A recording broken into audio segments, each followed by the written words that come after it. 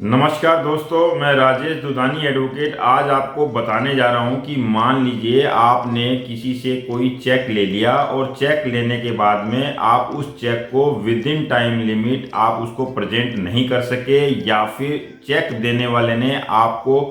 एक वादा किया कि मैं पेमेंट कर दूंगा और ये वादा करते करते उसने जो टाइम लिमिट है चेक की वो निकाल दी। इस कंडीशन में आप अपने आप को ठगा सा महसूस करते हैं कि आपने विद इन टाइम लिमिट जो है चेक जो है प्रेजेंट नहीं किया। इस कंडीशन में दोस्तों आपके पास में जो रेमेडी है वो ये है कि आप उस चेक के बेस के ऊपर भी आप केस फाइल कर सकते हैं।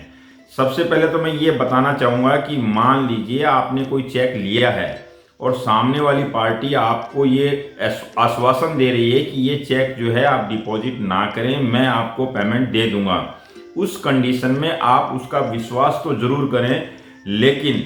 चेक की अवधि खत्म होने से पहले पहले आप उस चेक को एक बार प्रेजेंट करा के बाउंस जरूर करा लें। वो इसलिए कि बाद में जब आप कोर्ट में जाते हैं तो कोर्ट ये कह सकती है कि आपने इस चेक को बाउंस तो कराया ही नहीं,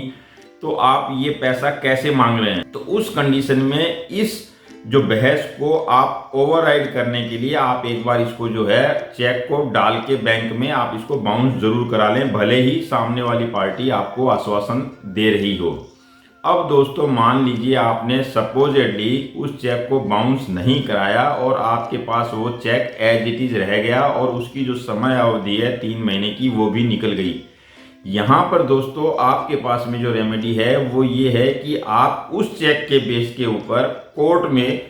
रिकवरी का सूट फाइल कर सकते हैं, वो भी under order 37 CPC. Under order 37 CPC के तहत अगर आप कोई भी सूट फाइल करते हैं तो वो समरी सूट कहलाता है। समरी सूट का मतलब ये हो गया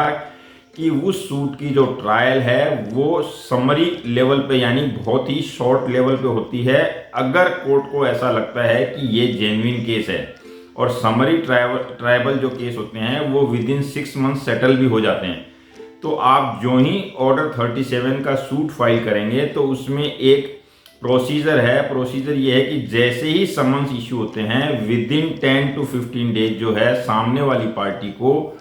कोर्ट में आके अपनी अपीयरेंस देनी होती है, और अपीयरेंस के बाद में फिर एक समन्स फॉर जजमेंट फाइल होता है प्लेंटिफ की तरफ से, और उस समन्स फॉर जजमेंट का फिर 10 डेज के अंदर जो है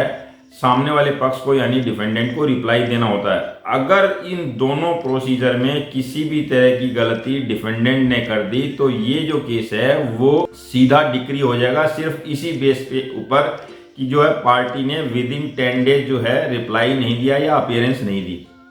अब दोस्तों मान लीजिए दोनों कंडीशन फुलफिल कर देता है डिफेंडेंट, तो उसके बाद में फिर तीसरी जो कंडीशन आती है वो लीव टू डिफेंड की आती है।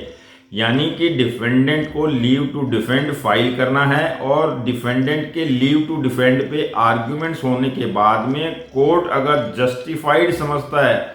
कि भाई हाँ ये केस बनता है, ट्राइबल इश्यूज हैं, तो आपको लीव टू डिफेंड के बाद में ये केस जो है ऑर्डिनरी सूट में तब्दील हो जाएगा। अदरवाइज आप जो है जो ही लीव टू डिफेंड आपका डिसमिस हुआ और ये केस डिक्री हो जाएगा, और उस डिक्री होने के बाद में जो अमाउंट है आपको कोर्ट दिलवा देगी। लेकिन दोस्तों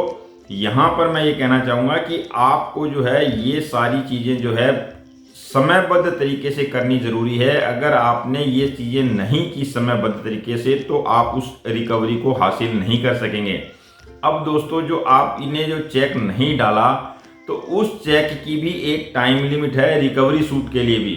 रिकवरी सूट के लिए टाइम लिमिट ये है कि जो डेट डली हुई है चेक के ऊपर उस डेट से 3 साल के भीतर अगर आपने रिकवरी का सूट फाइल नहीं किया तो ये जो चेक है वो वहाँ रिकवरी के सूट में भी काम नहीं आएगा। यानी कि जो चेक की डेट है उस डेट से 3 साल तक का पीरियड मिलता है आपको उस चेक की अमाउंट को रिकवर करने के लिए। उसके बाद में आप सिविल केस भी फाइल नहीं कर सकते।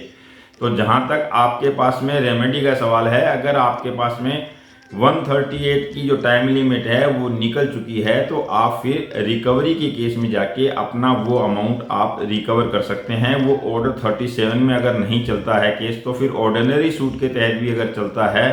तो भी जो है आप उस अपने केस को प्रूफ करके और रिकवरी कर सकते हैं। तो दोस्तों ये एक छोटा सा वीडियो, चेक की टाइम लिमिट अगर ख़त्म हो जाए तो फिर आप उस चेक का क्या करें, इस बारे में अगर आपको अच्छा लगा हो तो इसे लाइक शेयर और सब्सक्राइब जरूर करें और साथ में बेल आइकन को प्रेस कर दें ताकि मेरा नया वीडियो आप तक सबसे पहले पहुंचे। नमस्कार, धन्यवाद।